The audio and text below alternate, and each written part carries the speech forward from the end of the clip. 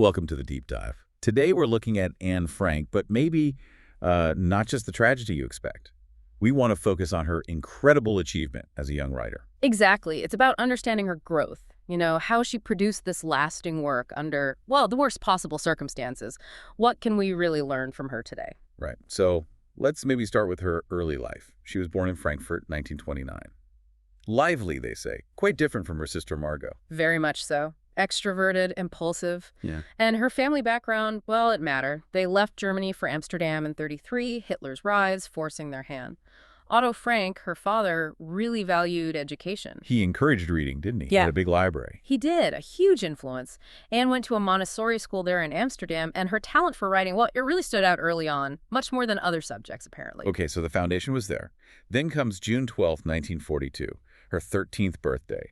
She gets the diary kitty. That famous red and white checkered one. And almost immediately, just days later, Margot gets called up for labor service. July 6th, they're forced into hiding. Prinsengracht 263, the secret annex. 2 years in hiding. How does that isolation, that confinement, actually fuel her development into a serious writer? It was like a crucible, really. She had time. She read voraciously. She practiced writing constantly. She talks about moving past being a backfish, sort of an immature teen towards becoming an independent thinker, a writer. And then there's that moment in 1944. This is really fascinating. She hears Dutch government in exile broadcast from London on the BBC. Yeah, calling on people to save diaries, letters, documents from the occupation for history, for after the war. And for Anne, this wasn't just interesting news, was it? It was like a professional calling. Absolutely. That was the pivot. She stopped just keeping a diary, what we sometimes call Diary A, and she started actively rewriting, editing her entries on loose sheets of paper. With a clear goal. Yes, she planned to publish a book after the war. She even had a title, Das Hinterhaus, the secret annex. That shows real intent, a conscious move towards authorship. And that revised version, that's what becomes her legacy, right? Published after her death is at Achterhuis. It just exploded globally. It really did. Time magazine even called her a totem figure. They're a modern Welt, a kind of totem figure for the modern world, representing, the individual spirit against total destruction. The Nazis took her life, the biographers say, but they couldn't silence her voice. Precisely. Her voice endures. And you see her grappling with identity in that voice. Yes. Like in October '42, she writes about the Germans. A fine people, and I once belonged to them. But no, Hitler has long since made us stateless. Such a stark realization. But then contrast that with her later resolve.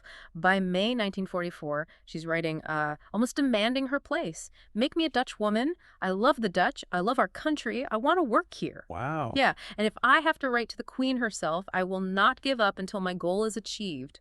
Incredible determination. And her father, Otto, the only survivor from the Annex, he dedicated his life to sharing that message, didn't he? Until he died in 1980.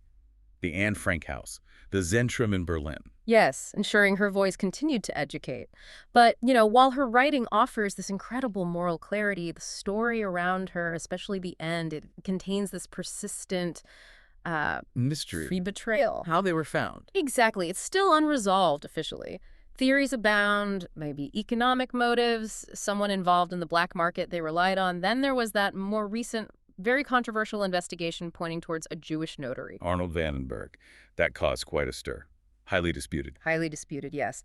And it highlights this tension, this difficult question it leaves us with. Which brings us to our final thought for you, the listener. When we try to find justice for victims like Anne, should our main focus always be on uncovering the absolute detailed truth of what happened? Even if that truth is messy, even if it complicates a simpler story of, pure heroism versus pure evil. It's a challenge, isn't it? Accepting that complexity. Something Anne Frank's legacy, in all its power, still forces us to grapple with.